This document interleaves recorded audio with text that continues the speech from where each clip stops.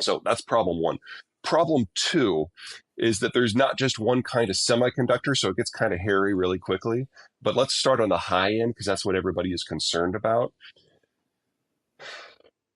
There are over 6,000 firms globally that are involved in semiconductor fab facilities for the 10 nanometer and better chips. 5,000 of them are involved with a company called ASML, which is a Mhm. Dutch firm that does the lithography. Most of those 5,000 firms have no global competition.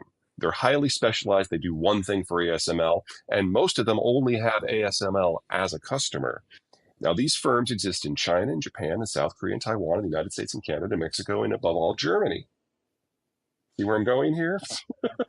You miss a few of those pieces, and ASML in its current form cannot function. Now, I am a huge fan of ASML. I think it is the world's best company. Whether it's quality control, managing their supply chain, the technical innovation, the corporate secrecy. Oh my God, they're so good at that. But they are the only company on the planet that makes the lithography machines, which are the most sophisticated machines humans build, for every single one of the fabs that produces the 10 nanometer and better chips. So one piece of that constellation falls out and the whole thing stops. So we don't need a war over Taiwan for this to break down. We need to rebuild the ecosystem in a more sustainable way. And since there are so many pieces to that, this is a multi-year process. So we should count on losing the leading edge chips on a global basis. On the low end, 90 nanometer and worse, the analog chips, the Internet of Things chips, that is 70, 80% within the Chinese system. We should count on losing those too. Now, everything in the middle, the 90 to the 10, like the workhorse chips, most of what we need to do the things that we consider necessary, whether it's aerospace, computers that are not servers, that system is more redundant. That system has more players that have more backup, and there's more competition across the space. I actually think that general area will be fine. But if you want to do Internet of Things, if you want to do electric vehicles, if you want to do automated driving or AI, that we need to write off for a few years. And that is going to be very difficult to build back at scale. Okay, so and that's a huge statement because all of the innovation, productivity that everyone is hoping moves the global economy forward is really leaning into those areas. It's Right. those high performing chips that are going to fuel the economy that we're living in now, but also that we anticipate is going to carry us forward for growth. Right. But in the worst case scenario, and I don't get to say good news very often, so please take this to heart. Most of the functionality that we have now in our vehicles, in our automation systems, in our aerospace, and our computing, most of that is not as good as the 10 nanometer chips. So some of the newer phones are 10 nanometer or better, but most of them are 10 nanometer or worse. So we might have to take a bit of a breather, but most of what we have now will continue to work. It's just that the pace of improvement is going to slow considerably. It's not just that 90% of the good chips are made in Taiwan. It's that the constellation of forces that allow them to be made in the first place, that is what's in danger. So, and that is true no matter what happens? Yes, because it doesn't matter where the break is. ASML is too distributed in the production system, and they have no backups internally, and there is no backup in the market.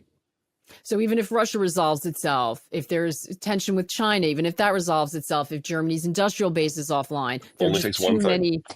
Yeah, 10 nanometer chips and better are the ultimate distillation and physical manifestation of a perfect globalized environment that has held for decades, because it has taken decades for each and every one of these companies to get as good as they are at what they do. Is that alone motivation once there's a realization for some sort of political reset? I don't think the environment that gave us globalization for these last 50 years, 70 years is redoable. We don't have the population structure on a global basis to make it work anyway. Everybody's kind of aged out.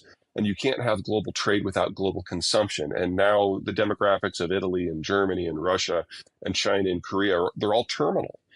So the basis has never been there. We were always going to get here. We just now have political military issues that are kind of bringing our use by date forward. This was always going to be the decade that this all broke. The Russians and to a lesser degree the Chinese are taking steps to make that happen faster. And the areas where there is population growth, I'm just roughly going to say emerging markets, even though that doesn't accurately capture it, and they can't make up for it. Well, actually, the United States still has positive population growth, and Mexico has the healthiest demography for its own class, better than India or Brazil.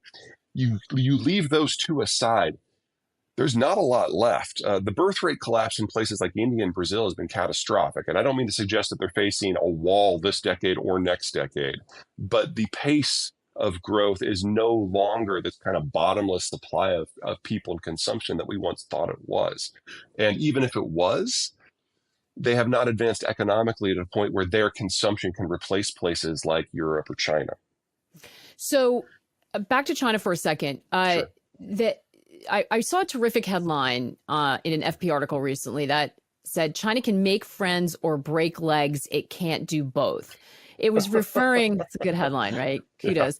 Yeah. It was referring to some of the lending associated with the Belt and Road Initiative, some of the countries they lend to, or, now for infrastructure projects rather, having trouble paying it back, and they, how do they behave? But actually, if you take that headline, I think it can be applied on a broader sense as well. Does it make sense for China to adopt an aggressive posture, given some of the economic challenges it faces domestically?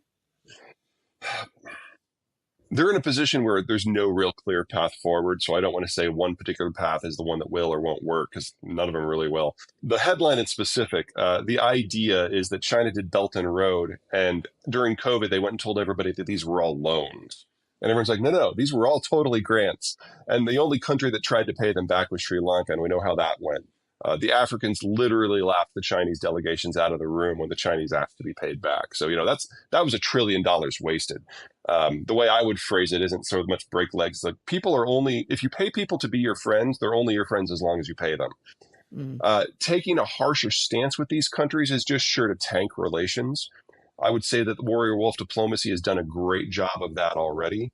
But there's no country or series of countries that the Chinese can threaten to get what they want. There's also no country or series of countries that they can invade and conquer to get them what they need. They need a bottomless supply of foreign technology and a bottomless supply of foreign consumption. And politically, that was always questionable, but now technically it's no longer even possible. The only country that might be able to help them out is the United States, but that means doing everything the United States' way. And I would even argue that with demographic decline around the world, even if China were to roll over and show the United States its belly, I'm not sure the United States any longer has the capacity to provide the scale of assistance that would help a system that has become as stilted and broken as the Chinese system is internally. I mean, this is a country where Enron-style investment has existed over an order of magnitude higher than it did in the United States, where every economic sector is teeter on the brink of financial dissolution by the way we understand financial rules. It's the world's most dependent country in terms of imports and exports. It's completely dependent on energy imports and raw material exports. And at the end of the day, it has to sell to the American consumer. It's like, I'm not sure we could help if we wanted to. So what matters to Beijing, what matters to the CCP&G personally, is power preservation. And economic growth is no longer part of that conversation. It's about the politics. It's about the security lockdown. It's about setting the narrative. And to a degree, does that make China more dangerous? Certainly. But it also means that no matter what they do, China as an internationally diverse, economically wired country is not long for this world. And that means it's all going to be different for everyone in the not too distant future.